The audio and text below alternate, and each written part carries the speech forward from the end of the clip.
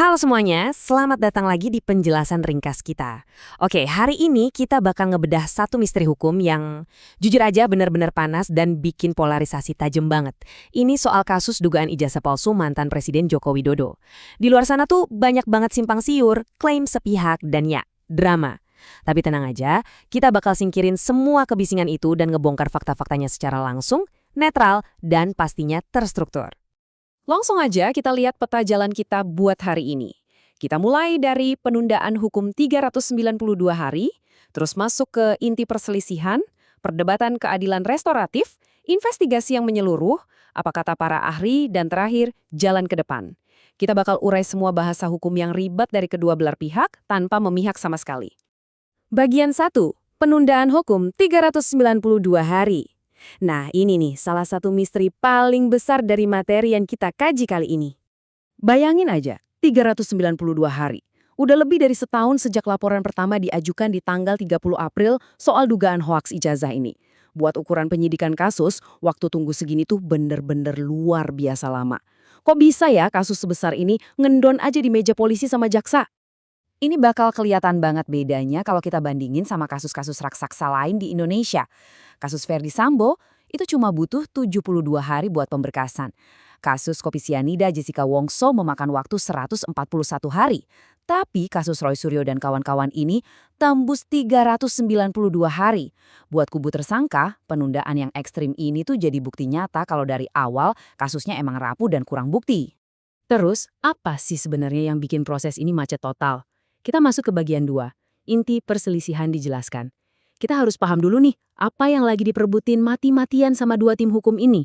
Semua pertempuran sengit ini tuh ujung-ujungnya ngebahas satu kode hukum ini, P21.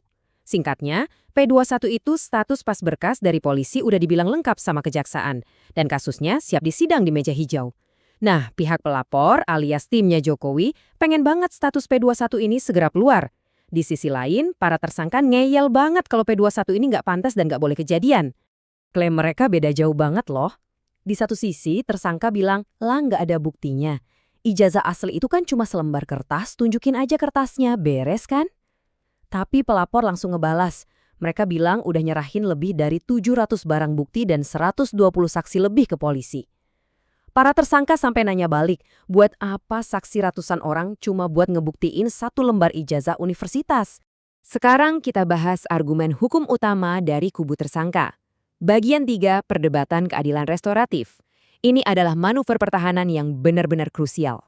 Pasti sering dengar istilah ini kan, restoratif justice atau RJ. Konsepnya simpel. Penyelesaian kasus pidana karena pelaku sama korban udah sepakat berdamai di luar pengadilan. Ini bukan cuma istilah numpang lewat ya, ini benar-benar jadi pondasi utama buat tersangka nuntut kasus ini dibatalkan. Coba dengerin argumen berani dari pengacara tersangka, Ahmad Khozinuddin. Dia ngotot kalau Jokowi sebenarnya secara implisit udah ngebunuh kasus ini sendiri. Logikanya gimana? Kata mereka, karena sebelumnya Jokowi udah maafin dan ngasih RJ ke beberapa tersangka lain di laporan yang sama.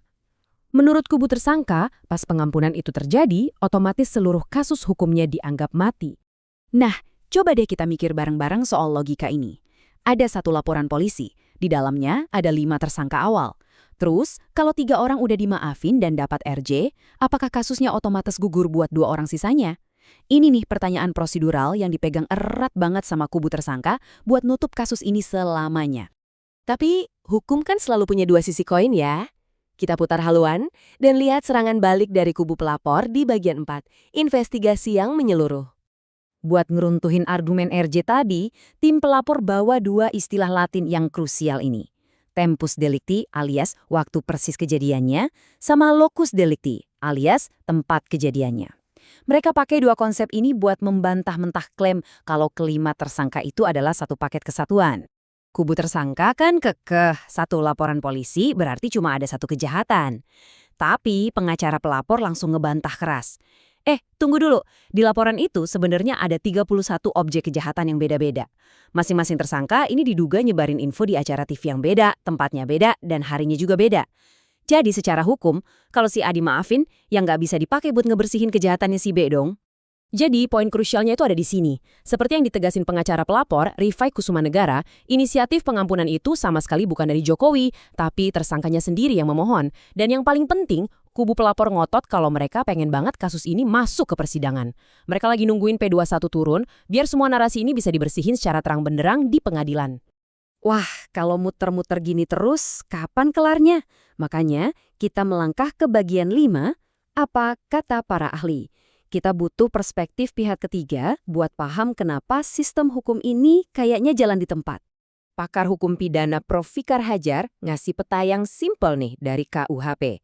Ada 3 langkah utama. Langkah 1, penyelidikan buat nyari peristiwanya. Langkah 2, penyidikan sama polisi buat kumpulin bukti. Dan langkah 3, penuntutan dari jaksa. Kata beliau, wajar banget kok kalau berkas perkara itu mantul bolak-balik antara langkah 2 dan 3. Kalau jaksa ngerasa belum yakin, ya pastinya dibalikin ke polisi buat dilengkapi. Tapi, tunggu sampai kalian dengar analisis tajam dari mantan Wakapolri Ugroseno. Beliau nekanin kalau aturan kepolisian baru tuh nyebutin restoratif justice otomatis ngentiin penyidikan demi hukum. Gara-gara ada benturan tafsir aturan hukum ini, Ugroseno berani nebak kalau kejaksaan bakal sangat enggan ngeluarin P21. Kesimpulannya, kasus ini secara teknis udah lumpuh. Lucunya, buat mecah kebuntuan ini sebenarnya ada mekanisme yang namanya pra-peradilan. Ini jalur resmi buat ngecek apakah penundaan penyidikan ini sah atau enggak. Para ahli udah nyaranin nih, tapi tahu nggak, 2 kubu yang berantem ini sama-sama nggak ada yang mau nyentuh opsi ini. Kenapa? Ya karena resikonya gila-gilaan.